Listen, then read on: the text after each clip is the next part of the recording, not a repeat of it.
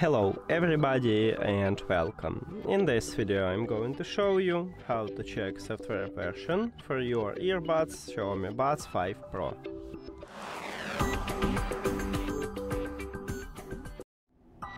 You have to start by open XIAOMI Earbuds application, and if you add your earbuds to the application you will see it here. Now you need to scroll down and you have few options how to check it. The first one, you can check it right here.